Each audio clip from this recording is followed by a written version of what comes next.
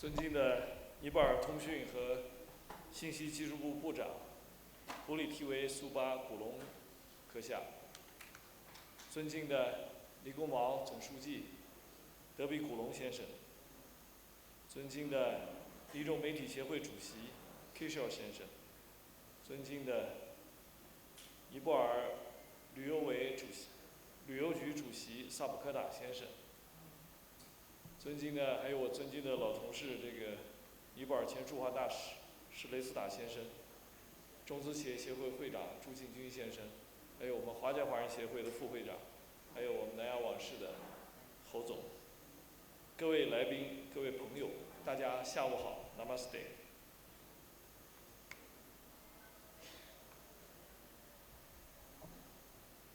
这不用翻译的，翻成英语了。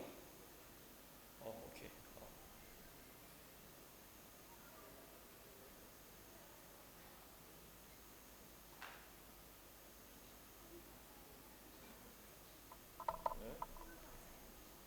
好。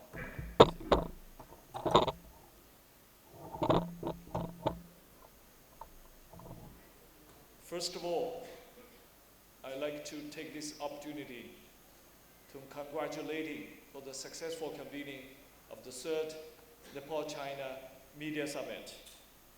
I missed the first two, but I have the opportunity to attend the third Nepal-China Media Summit. It's a great pleasure for me to be here to share my thoughts and views with you. Today is a good day. China, we just celebrated the Mid-Autumn Festival, which is a holiday for family reunion. I just came back from China, spent some holidays with my family. And Nepal has just celebrated Indira holidays, and we are looking forward for the National Day celebration for China, the 75th anniversary of founding of China. And Nepal is welcoming the Dasai and Tihar festivals. So it's a very good opportunity for both our countries and people celebrating the most important holidays in the same season. So I think the convening of this media summit is convened in the rightful time. 当今世界正处于大发展、大变革、大调整的时期，面对前所未有的机遇和挑战，各国媒体应顺应时代潮流，携手并进，努力为建设持久和平、共同繁荣的人类命运共同体作出贡献。近年来，在尼泊尔新闻委员会、尼中媒体论坛、南亚往事大力支持下，中尼两国媒体充分运用自身特点和优势，广泛传播发展合作、共赢包容的理念，切实承担起促进新闻信息真实准确、全面可靠传播的社会责任，持续浇筑中尼交流合作的牢固基础，在推动两国关系战略性向前发展的过程中发挥了重要作用。在此，我谨代表中国驻尼泊尔大使馆，向长期以来关心支持中尼关系发展的两国媒体朋友们表示诚挚的感谢。明天，中国驻尼泊尔使馆将举办庆祝中华人民共和国成立75周年的国庆招待会。在中国共产党的坚强领导下，经过75年，特别是进入新时代以来的不懈奋斗，中国的面貌、中国社会的面貌、中国人民的面貌都发生了历史性的改变。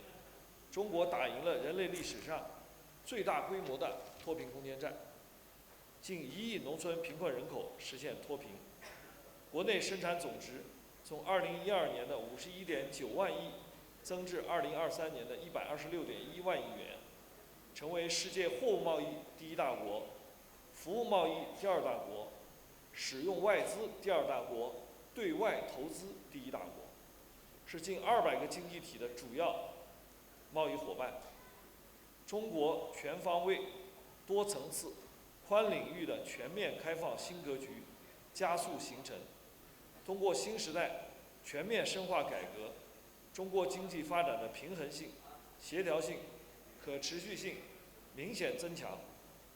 女士们、先生们、朋友们，今年7月，中国共产党第20届中央委员会第3次全体会议在北京胜利召开，全会审议通过了中共中央关于进一步全面深化改革、推进中国式现代化的决定，涉及300多项重要改革举措，对世界释放了改革更进一步、开放更进一步的积极信号，必将为中国与包括尼泊尔在内的世界各国实现共同发展和繁荣提供新机遇，注入新动能。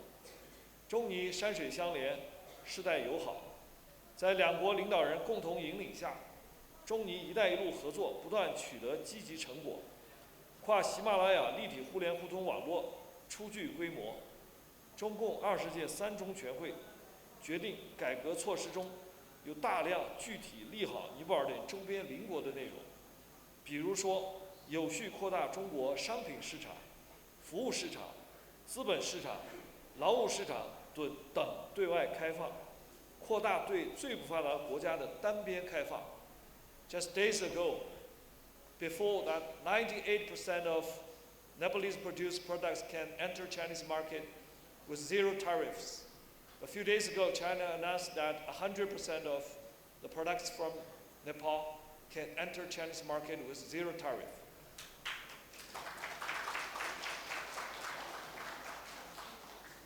继续实施“一带一路”科技创新行动计划，加强绿色发展、数字经济、人工智能、能源、税收、金融、减灾等领域的多边合作平台建设，还包括完善陆海天网一体化布局，构建“一带一路”立体互联互通网络，还包括统筹推进重大标志性工程和小而美民生项目等。这些改革措施将有利于中尼加快推进跨喜马拉雅立体互联互通网络建设，释放农业、工业、经贸、数字科技、新能源、旅游等领域的合作潜力，促进尼泊尔的发展繁荣，让双方合作更好造福两国人民。女士们、先生们、朋友们 ，Next year we will celebrate 70th anniversary of our diplomatic ties.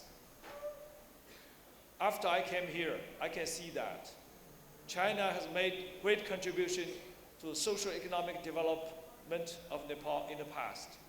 Most of the roads that we are traveling is built with the grants from China, like Anigo Highway, the highway linking Kathmandu and Pokhara, the highway linking Kathmandu to Chitwan. So many roads, buildings, hospitals, schools are aided by China in the past. In recent years, we have accelerated our cooperation in socio-economic developments. But I think that is not enough, far from enough.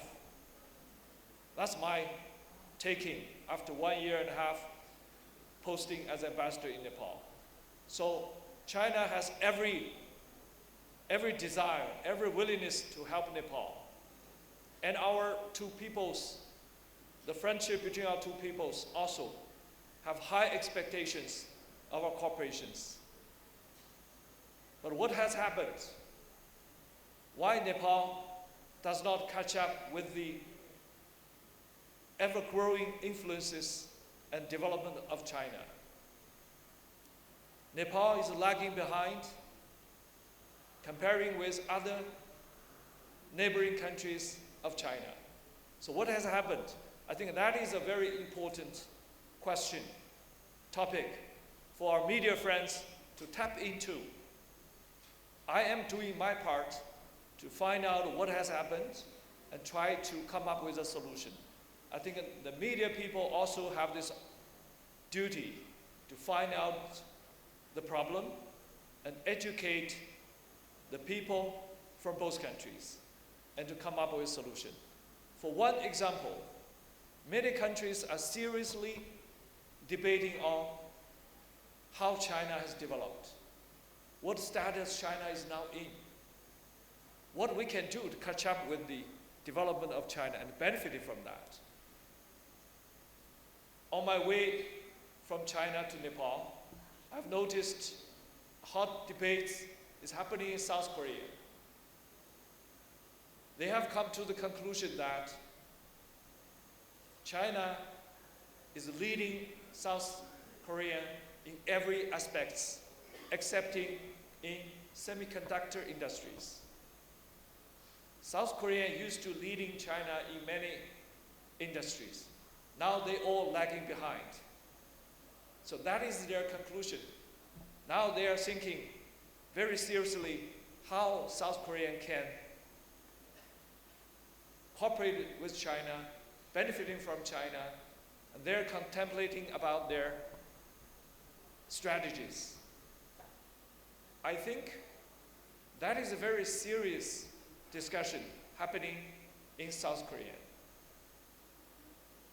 And a few weeks ago, 50 African leaders, head of states, come to Beijing to discuss how China and Africa can work together, how China's enormous economic success can benefit in Africa. So you see that a lot of this serious debates, discussion is happening around the world, even in Europe. So many European leaders flocking to China, to Beijing. I see a lot of serious debates is happening in Nepal, but not as much as needed, not as profound as needed.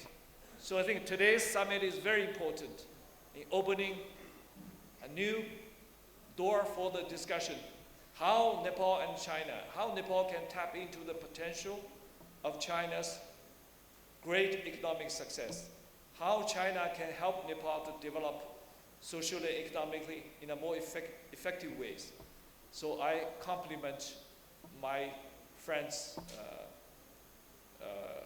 Kishore Shrestha. He summarized my vision very precisely. I think that he is the first person to understand my vision. I want to bring game changer projects, not only projects, but industries, to change Nepal's social and economic developments in the next decades. That is my vision. Thank you. But we also need the understanding and cooperation from our Nepalese friends. Everybody is on board. So today, I take this opportunity to call on our media friends to get on board, to celebrating, not only celebrating our 70th anniversary of diplomatic ties next year, but to forge our cooperation and friendship for the next decade to a new level. For that, I thank you for your listening. Thank you so much. Thank you. यस्तै समाचार हेर्न सुन्नको लागि rising सन खबरको Facebook page like, फलो तथा YouTube channel subscribe गर्न नभुल्नुहोला। हवस् त, धन्यवाद।